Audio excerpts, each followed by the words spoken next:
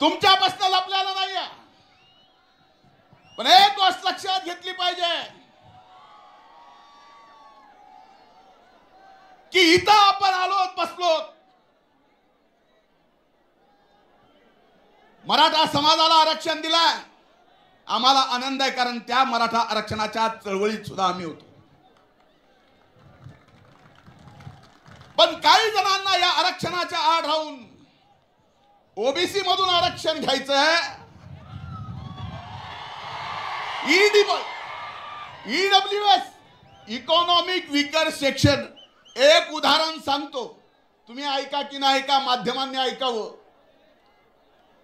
ओबीसीचा आत्ता आलेला एमपीएससीचा रिझल्ट, त्याचा कट ऑफ होता 485 आणि स्पेशल विकर सेक्शनचा निकाल 450,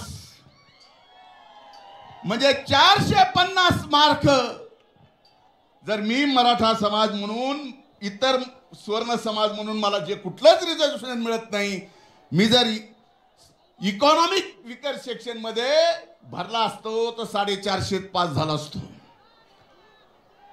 प्रमाणपत्र घेऊन ओबीसी आल्यानंतर मात्र 480 घेतलं तरी नापास आहे। कुणाला फसवताय?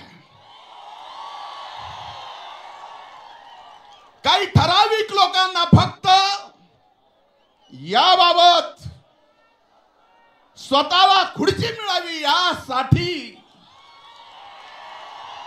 अरे मराठा समाजातल्या लहान मुलांना आरक्षणासाठी, नोकरीसाठी सरकारने जे करायचं ते केलंय, सरकार आताही करत आहे। पण आज हा मेळावा जसा स्वर्गीय मुंडे साहेबांचं नाव घेतल्याशिवाय सुरूही होऊ शकत नाही आणि संपत शकत नाही, तसं आम्हाला सुद्धा आपल्याला सांगावं लागणार आहे की आरक्षण दिलंय, आणखीन ते आमचं म्हणणं नाही, पण आता याच्यातल्या ताटातलं काढून त्या ताटात, शेवटी हा मेळावा विचाराची देवाणघेवाण आहे। जानकर साहेब बरोबर आहे।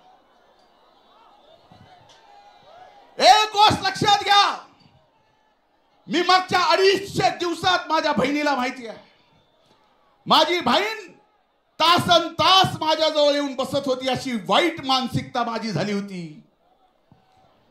मला आधार देत होती त्या काळात, ज्या काळात ही सर्व माध्यम माझ्या विरोधात मीडिया ट्रायल चालवत होते। त्यावेळेस मला आधार दिला माझ्या बहिणींना, माझ्या पक्षाच्या महायुतीच्या नेत्यांना। पण मला एकच सांगायचंय, माझ्या विरोधात जे घोटाळा काढला, कोर्टात गेले, कोर्टातून निकाल मला क्लीन चिट दिली आणि ज्यांनी कोर्टात गेला त्याला लाख रुपयाचा दंड भोगला। हे चुकीचं कसं केलं?